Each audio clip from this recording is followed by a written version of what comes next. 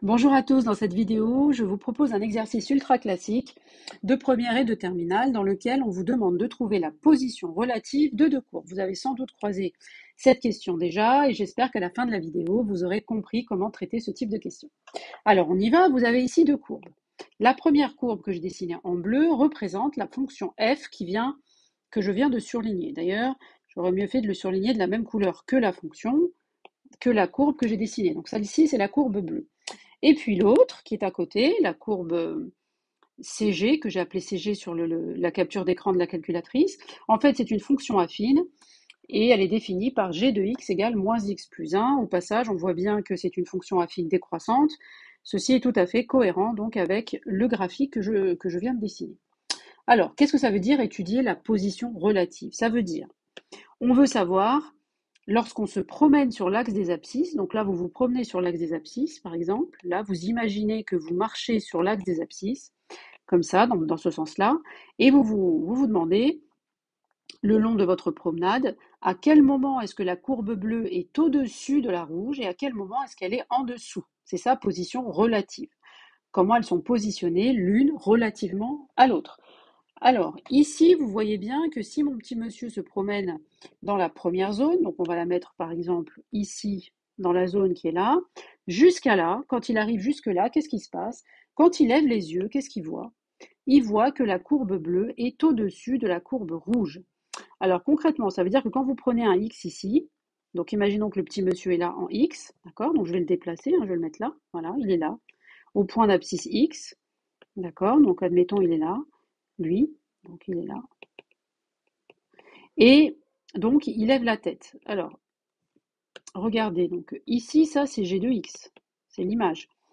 Et ici, si je veux f de x, il faut que je monte sur la courbe de f. Et donc, quand il est là, la courbe de f est au-dessus de g. Concrètement, ça veut dire que quand vous prenez la position x, x est une position sur l'axe des abscisses, eh bien, le petit monsieur, quand il lève la tête, il voit que l'image f de x est au-dessus de l'image de g, c'est-à-dire concrètement qu'elle est plus grande, numériquement plus grande. C'est-à-dire que le nombre qui représente f de x, là, est plus grand que g de x. D'accord? Bon. Maintenant, il va continuer sa promenade. Donc là, j'enlève ça.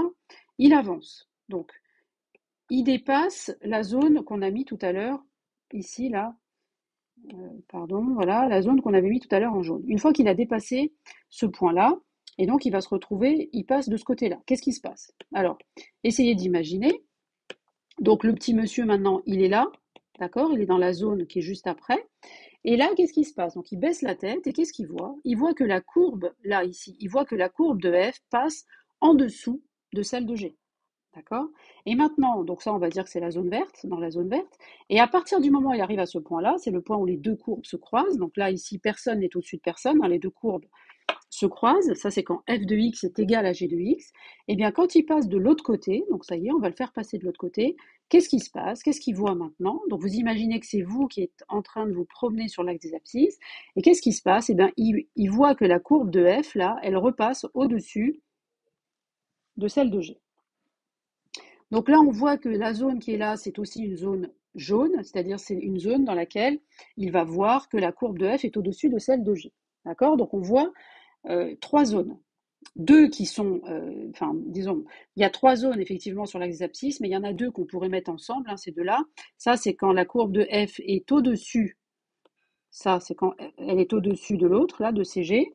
Et quand on est dans la zone verte, qu'est-ce qui se passe? CF est en dessous.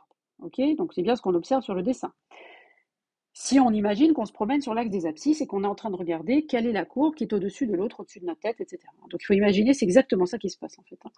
Bon, maintenant, le point méthode, c'est ce qu'on veut trouver. Donc en fait, nous, on voudrait trouver les zones bleues et la zone verte, mais la trouver précisément. Ici, on a l'impression qu'ici, peut-être c'est -2, et là, on a l'impression que c'est 1. Donc en fait, il faudra qu'on les retrouve par un calcul, on ne va pas juste regarder le dessin.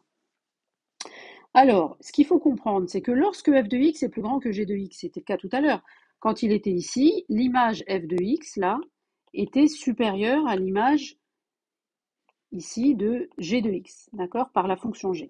Eh bien, quand on est dans ce cas-là, c'est bien que la courbe de f est au-dessus de la courbe de g, et donc c'est ce que j'ai écrit ici, CF est au-dessus de CG. Ça, c'est dans la zone qui est en jaune. Maintenant, si on a que l'image par f est plus petite que l'image par g, elle est en dessous. Là, c'est qu'on est dans la zone verte et c'est que la courbe de f est passée en dessous de celle de g. Alors, on va regarder, regardez, on va le faire, hein, comme ça vous serez convaincus. Donc, ici, si je me mets donc un point qui est dans cette zone-là, donc je vais prendre un point dans cette zone-là, là, x, qu'est-ce qui se passe? Je vois bien que l'image de f de x, elle est là, elle est en dessous, et l'image de g, elle est au-dessus. Donc, l'image de f est en dessous de celle de g quand on est dans la zone que j'avais mis tout à l'heure en vert. D'accord? Donc, quand on est dans la zone verte, ce qui se passe, c'est ce que j'ai mis là. D'accord? Bon. Donc ça, c'est pour traduire ce qu'on a vu graphiquement. Bon, maintenant, comment on fait concrètement pour résoudre cette question? Eh bien, on étudie le signe de f de x moins g de x. Pourquoi? Parce que si f de x, regardez, si f de x est plus petit que g de x, par exemple, si vous faites passer le g dans le membre de gauche, ça fait bien que f de x moins g de x est inférieur à 0. Et donc, f de x moins g de x, s'il est inférieur à 0, ça veut dire que f est plus petit que g, c'est équivalent. Et de la même manière, si, quand vous faites la différence, vous trouvez un résultat positif, c'est que le premier est plus grand que le deuxième. Donc, pour détecter quand est-ce que f est plus petit que g ou quand est-ce que c'est l'inverse, en fait, on va juste étudier le signe de f moins g. Donc, je calcule f moins g. Voilà, là j'ai développé. Alors là, faites attention peut-être dans ce passage-là. Le moins qui est là, je l'ai distribué. Moins x, ça fait plus là. Et moins, quand je l'ai distribué sur le plus 1, ça fait moins. Une erreur fréquente que je constate dans mes classes, c'est que là, les gens oublient de mettre les parenthèses. Et là, vous avez tout faux sur les signes après. Donc c'est comme c'est moins g, c'est un bloc, il faut le mettre entre parenthèses. Bon, je vous laisse regarder la fin du calcul, pas de difficulté. Et donc on a dit qu'on devait étudier le signe de cette différence. Donc cette différence est un polynôme du second degré qui est ici, d'accord? Il est là, et donc je sais étudier le signe d'un trinôme. Je calcule delta, donc je vous laisse regarder tranquillement, ça fait 36. Il est positif, et donc j'ai deux solutions, moins 2 et 1. D'accord? Je ne m'attarde pas, vous mettez la vidéo sur pause et vous regardez tranquillement. Si vous avez du mal, ce n'est pas l'objectif de cette vidéo. Je vous rappelle juste que la formule que j'ai utilisée pour calculer x1 et x2, c'est moins b moins racine de delta sur 2 fois a. Ça, c'est ce qui est là. D'accord? C'est moins b, moins racine de delta sur 2a, si jamais vous avez des doutes. Et l'autre, c'est plus. Ça, c'est pour les racines. D'accord? Voilà. Alors, ensuite, j'ai trouvé mes racines. Et vous savez que pour trouver le signe d'un trinôme, il faut faire un tableau de signes dans lequel on place les racines. Donc là, je les ai placées, moins 2 et 1, dans l'ordre, hein, dans l'ordre croissant. Et ensuite, je vais devoir mettre des signes dans les cases. Alors, déjà, je mets 0 sur moins 2 et 1. Parce que c'est là où le polynôme s'annule, le trinôme. Hein. Donc il s'annule, donc là c'est les racines, forcément il s'annule, et donc là j'ai mis les zéros. Maintenant, les signes. Alors regardez, le théorème vous dit que le trinôme est du signe de A c'est lui, on est bien d'accord, ça c'est A. Donc c'est le signe de A, c'est-à-dire positif, qu'il faut mettre à l'extérieur du tableau, c'est-à-dire dans les deux cases les plus extrêmes du tableau. Au milieu, du coup, on met le signe contraire, et donc on met un moins. Donc là, ce qu'on vient de voir, c'est que quand on est entre moins l'infini et moins 2, donc quand on est dans la première partie, là, de moins l'infini jusqu'à moins 2, la différence est positive. Ça veut dire, qu'est-ce que ça veut dire, hein? Ça veut dire que f est plus grand que g, puisque la différence est positive. Et donc, que la courbe de f est au-dessus de celle de g. Alors regardons le dessin de tout à l'heure, je l'ai mis juste en dessous. Quand on est ici, quand on est là, dans cette case-là, c'est bien qu'on est dans la partie avant moins 2, donc on a bien retrouvé le moins 2, on est dans la partie justement où le signe est positif parce que CF est au-dessus de CG. D'accord? On a bien retrouvé ça. Maintenant, dans la dernière case, c'est bon aussi parce que c'est positif et justement, ça coïncide avec la zone où on avait bien vu que la courbe bleue est au-dessus de la courbe rouge. Donc ça, pour l'instant, tout ça, ça marche. Pas de problème. C'est cohérent avec ce qu'on a trouvé donc tout à l'heure. OK? Bon, maintenant, au milieu, qu'est-ce qui se passe? Au milieu, c'est la zone qui est négative. En fait, on l'avait vu tout à l'heure que la zone négative, c'est quand la courbe bleue, là, elle est en dessous de la rouge, comme vous pouvez le vérifier. Et donc ça donne ce qui est au milieu. Donc on a retrouvé exactement la même chose que tout à l'heure. Reste plus, là on a vérifié que tout était cohérent, d'accord? Là maintenant, il ne reste plus qu'à rédiger la solution.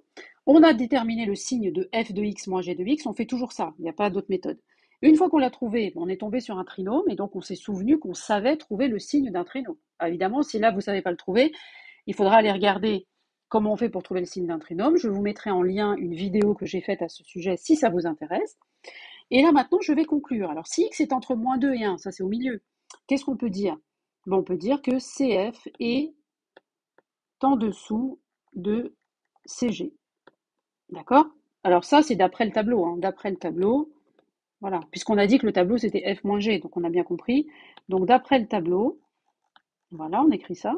Maintenant, si X est dans les deux extrémités, donc avant moins 2 ou après 1, qu'est-ce qu'on peut dire? Eh ben, on peut dire que CF est au-dessus, puisque la différence est positive. Donc CF est au-dessus de CG.